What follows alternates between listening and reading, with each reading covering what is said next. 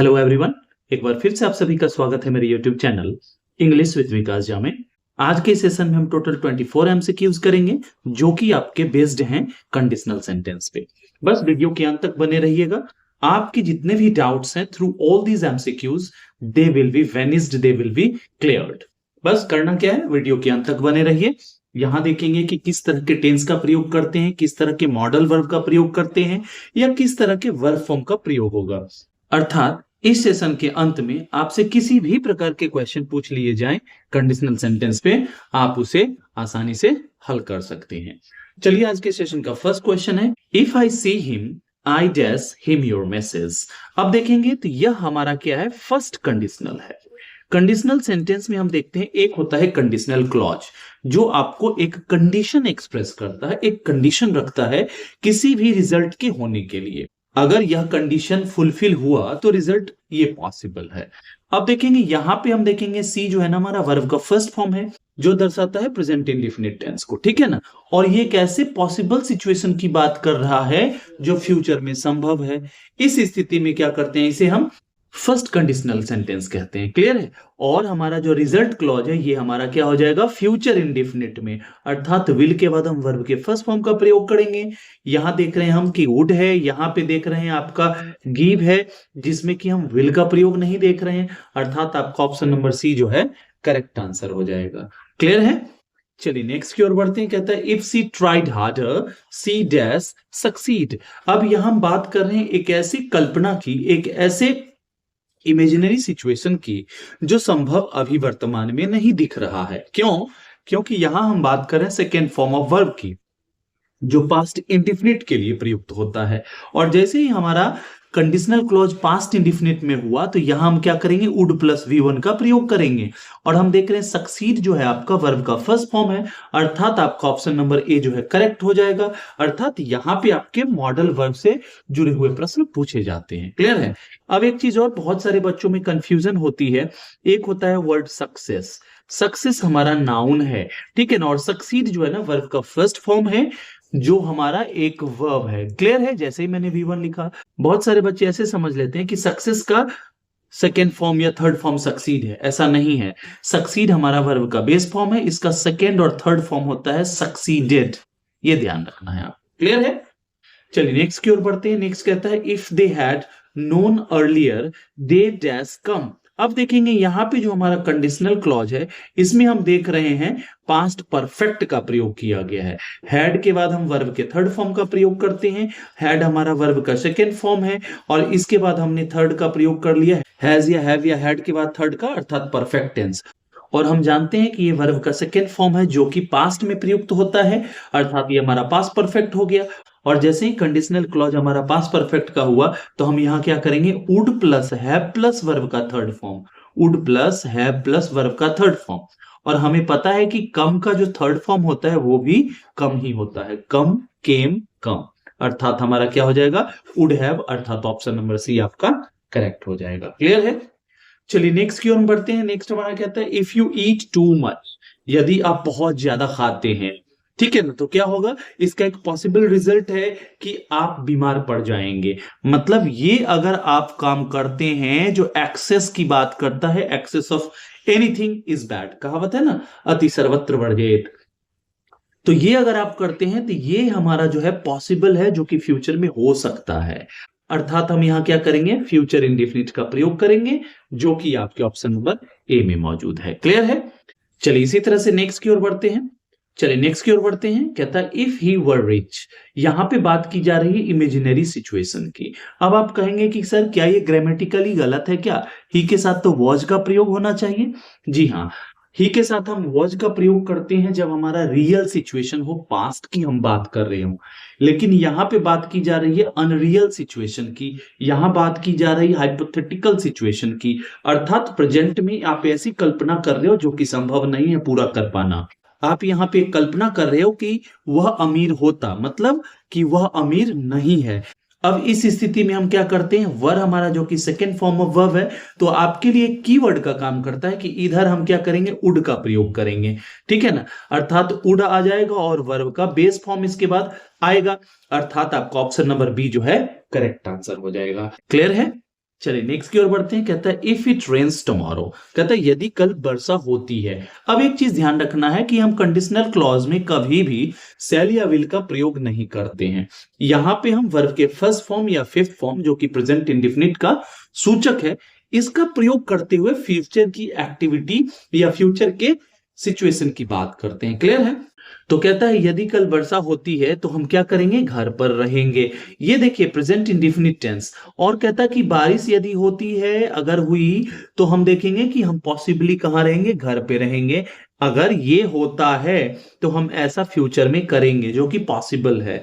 अर्थात यहां पे क्या होगा, फ्यूचर इंडेफिनिट का प्रयोग होगा। अर्थात आपका ऑप्शन नंबर यहां पे बी जो है करेक्ट हो जाएगा। क्लियर है? आई होप कि आप सेशन को एंजॉय कर रहे होंगे। अगर ऐसा है तो लाइक शेयर सब्सक्राइब करते रहिए, हमारा भी उत्साहवर्धन होता रहेगा और आपकी भी तैयारी आगे बढ़ती चली जाएगी और आपकी भी तैयारी अच्छी होती रहेगी।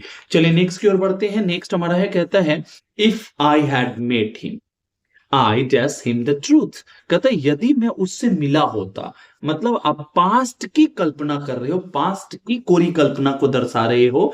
जब कहते हो कि अगर मैं उससे मिला होता तो मैं उसको कुछ बता देता, सच्चाई बता देता। ठीक है ना?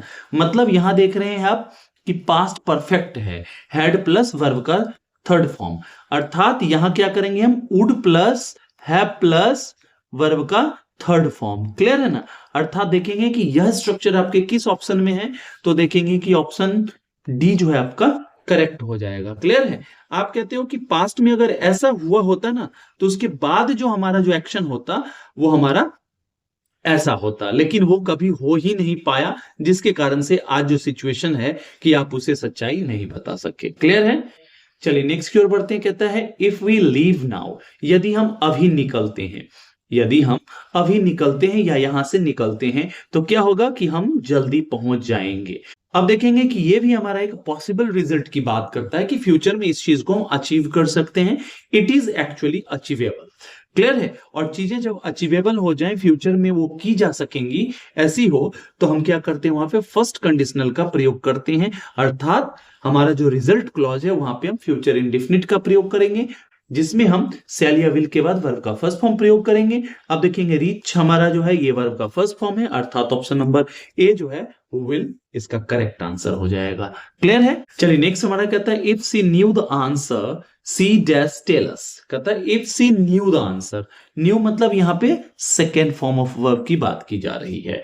अर्थात यहां पे हम बात कर रहे हैं कि यदि उसे पता होता तो वो हमें बता देती। मतलब पता नहीं है, प्रेजेंट सिचुएशन में उसे इस चीज की जानकारी नहीं है, जिस कारण से वह नहीं बता सकेगी। और हमने देखा कि जैसे ही यहां सेकेंड फॉर्म ऑफ वर्ब है तो इधर क्या करेंगे, हम वुड का प्रयोग करेंगे। क्यों वुड का प्रयोग करेंगे? क्योंकि सेकेंड फॉर्म ऑफ वर्ब जो होता है ना, पास्ट की बात करता है। अगर प्रेजेंट में होता तो हम फ्यूचर की बात करते हैं यहां पे। अगर वो फ्यूचर टाइम में अचीवेबल है, अगर उस चीज को किया जा सकता हो तब। लेकिन हम जानते हैं कि पास्ट में जैसे ही हमारा वर्ब आ गया तो विल का पास्ट फॉर्म वुड होता है, जिस कारण से हम ऑप्शन नंबर बी का चुनाव करेंगे। क्लियर है? चलिए आगे बढ़ते हैं। कहता है if you touch fire it dash burn you. कहता है यदि आप फायर को, आग को टच करेंगे, अगर उसको आप स्पर्श करते हैं तो क्या होगा, यह आपको जला देगा। स्वाभाविक सी बात है, ये पॉसिबल है। ठीक है ना? और ये आप इसको जीरो कंडीशनल में भी रख सकते हैं। लेकिन अगर जीरो कंडीशनल की हम बात करें तो यहां पे हमें क्या होना चाहिए था, V1 या V5 का प्रयोग करना था। लेकिन देख रहे हैं कि किसी ऑप्शन में वो नहीं है। वैसे भी हम जानते हैं कि थर्ड पर्सन सिंगुलर नंबर के साथ हम V5 का प्रयोग करते हैं। जब ऑप्शन में नहीं है, ऑप्शन में आपका यहां दिया हुआ है V1, तो इसके अकॉर्डिंग हम फ्यूचर के पॉसिबल रिजल्ट की बात करेंगे। अर्थात हमारा फर्स्ट कंडीशनल में भी इसे रख सकते हैं, अनलेस अनटिल कि अगर आप कोई ऐसा रसायन ना लगाए हुए हो जिससे कि आप उस आग को थोड़े देर तक बर्दाश्त कर सकें। क्लियर है? अर्थात ऑप्शन नंबर ए जो है आपका करेक्ट आंसर हो जाएगा। नेक्स्ट देखते हैं। कहता है इफ ही हैड टाइम, यदि उसके पास समय होता। मतलब समय नहीं है, वर्तमान समय में उसके पास समय नहीं है। अगर समय होता तो वह हमारी क्या करता, मदद करता। मतलब प्रेजेंट में आप एक इमेजिनरी सिचुएशन को क्रिएट कर रहे हो, आप एक ऐसी कल्पना का उद्भेदन कर रहे हैं जो कि वर्तमान समय में पॉसिबल नहीं है। क्लियर है? अब देखेंगे हैड हमारा वर्ब का सेकेंड फॉर्म है जो कि आपके लिए एक सूचक का कार्य करता है। यहां क्या करेंगे, वुड का प्रयोग करेंगे। अर्थात आपका ऑप्शन नंबर ए जो है करेक्ट हो जाएगा। क्लियर है? चलिए नेक्स्ट हमारा कहता है if they call me I dash गो, यदि वे हमें कॉल करेंगे तो मैं जाऊंगा। ठीक है ना। अब ये कहता है कि यदि उनका कॉल आता है मुझे तो मैं जाऊंगा, ये फ्यूचर में पॉसिबल है कि मैं वहां चला जाऊं, अर्थात यहाँ पे फर्स्ट कंडीशनल का प्रयोग करना है। और फर्स्ट कंडीशनल का जो हमारा रिजल्ट क्लॉज होता है वो क्या होता है हमारा, फ्यूचर इंडेफिनिट का। और यहाँ पे देख रहे हैं कि वर्ब का बेस फॉर्म है ही, अर्थात ऑप्शन नंबर सी जो है विल आकर के इस चीज की पुष्टि कर देगा कि ये हमारा फ्यूचर इंडेफिनिट टेंस है। क्लियर है। चलिए आगे बढ़ते हैं नेक्स्ट की ओर। नेक्स्ट कहता है if she had studied she dash passed. अब देखिए आपको मक्खन लग रहा होगा क्या, कुछ नहीं। यहाँ पे देख रहे हैं कि आप ये पास्ट परफेक्ट है तो इधर क्या कर देंगे, would have plus V3, would have है और ऑलरेडी आपका पास्ट है, अर्थात ऑप्शन नंबर सी इसका करेक्ट आंसर हो जाएगा। क्लियर है। बस यही है, ट्रिक है। इस तरह के क्वेश्चंस एक नजर में बनने चाहिए और इसके लिए आपको क्या करना है, इसको बढ़िया से समझना होगा, वर्ब फॉर्म्स को समझना होगा, सेंटेंस के स्ट्रक्चर को समझना होगा। ठीक है ना, बस इतना काफी है। उसके बाद एक झलक में आप इस तरह के क्वेश्चंस बनाएंगे। ठीक है, स्पीड तो अपने आप आ जाएगी, एक्यूरेसी भी आ जाएगी। कहता है इफ वी प्रैक्टिस डेली, यदि हम डेली प्रैक्टिस करते हैं या करेंगे तो क्या होगा कि स्वाभाविक सी बात है कि हमें इंप्रूवमेंट आएगी। ये पॉसिबल है ना, अगर हम प्रैक्टिस किसी चीज का रेगुलरली करते हैं, डेली बेसिस पे करते हैं तो इंप्रूवमेंट तो वांछित है ना, और वो होगा ही होगा। अर्थात ये भी फ्यूचर के पॉसिबल रिजल्ट की बात कर रहा है। अर्थात यहां भी हम क्या देखेंगे, फ्यूचर इंडेफिनिट, जो कि आपके ऑप्शन नंबर ए से उसकी पूर्ति हो रही है। क्लियर है। चलिए नेक्स्ट की ओर बढ़ते हैं। कहता है इफ आई वर टॉलर, यदि मैं थोड़ा और लंबा होता। ठीक है ना, मतलब मैं लंबा नहीं हूं। यहां पे कहने का अर्थ है कि थोड़ा और लंबा होता, मतलब वास्तविकता क्या है कि आप लंबे नहीं हैं। तो क्या करते, आप बास्केटबॉल खेलते। अर्थात यहां पे क्या हो जाएगा हमारा, पास्ट इंडिफिनिट में जैसे ये प्रयुक्त हुआ, सेकेंड फॉर्म ऑफ वर्ब है, तो मैंने आपको पहले ही बता रखा कि विल के पास फॉर्म वुड का प्रयोग किया जाएगा। अर्थात आपका ऑप्शन नंबर ए जो है यहां पे करेक्ट हो जाएगा। क्लियर है।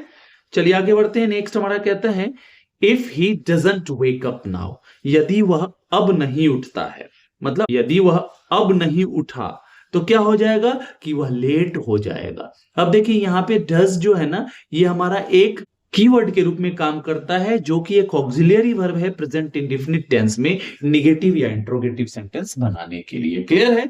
अर्थात ये हमारा क्या है, हमारा फर्स्ट कंडीशनल का है, क्योंकि ये कंडीशन है, अगर फुलफिल होता है तो क्या होगा, ये रिजल्ट पॉसिबल है। और पॉसिबल रिजल्ट जो फ्यूचर की बात करता है, हम वहां फ्यूचर इंडेफिनिट का प्रयोग करते हैं। एक बार फिर से आपका ऑप्शन नंबर ए विल जो है करेक्ट आंसर हो जाएगा।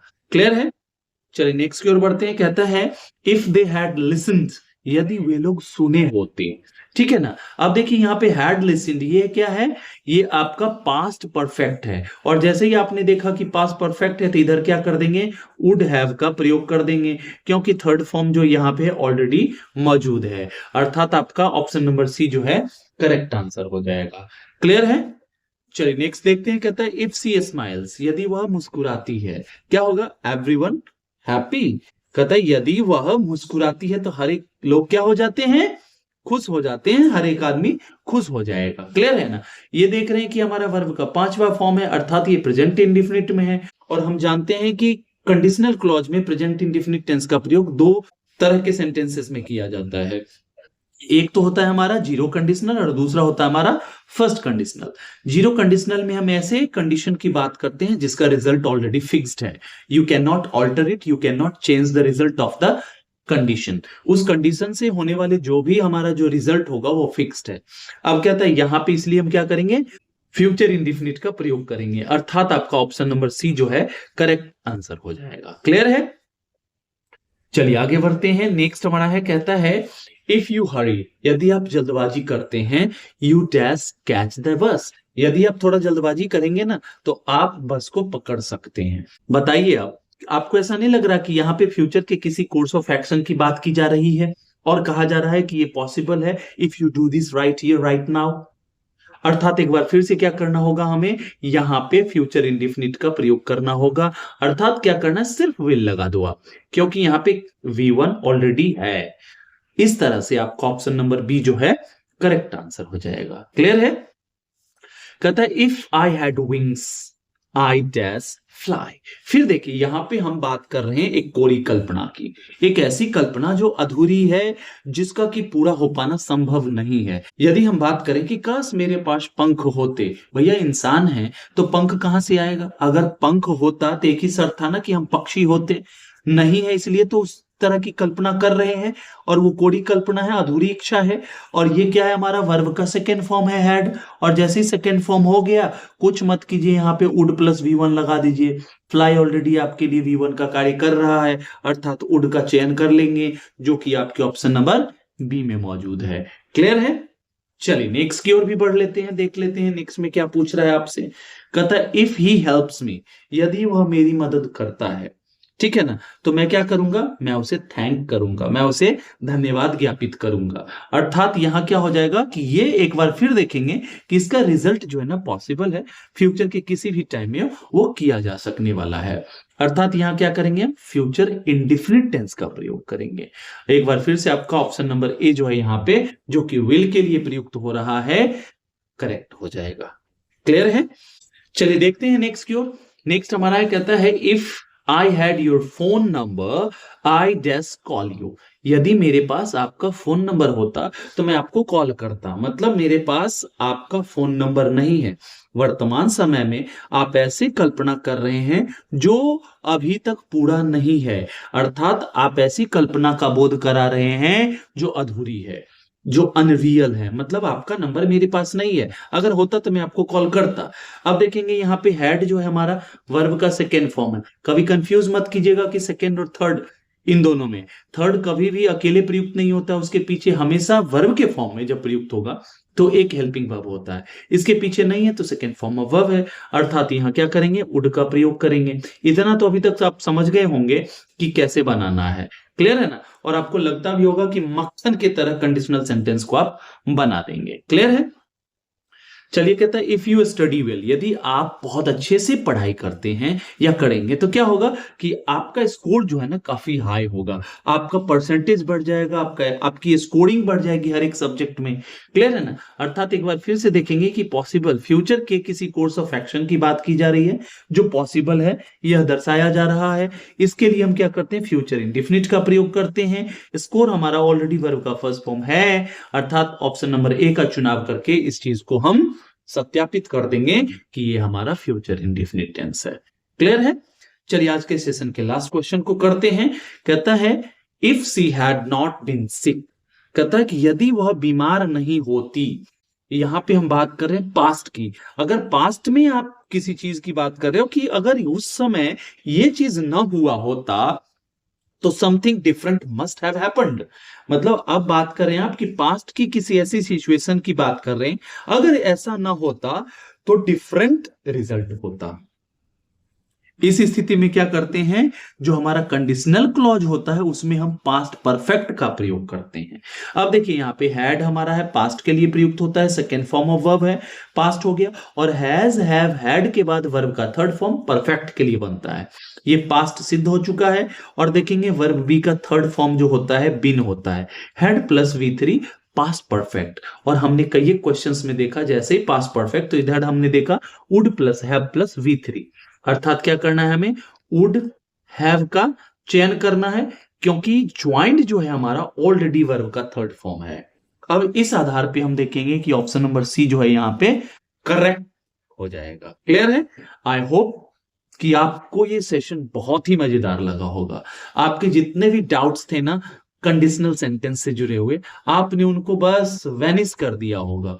और मैं आशा भी यही करता हूं कि इसी तरह से आपके सारे डाउट्स क्लियर होते रहें, और मैं कुछ थोड़ा भी जो भी है काम आ जाऊं आपके लिए, ये मेरे लिए सौभाग्य की बात है। चलिए फिर मिलते हैं नेक्स्ट सेशन में। Till the time we meet next, happy learning and keep evolving. Thank you so much.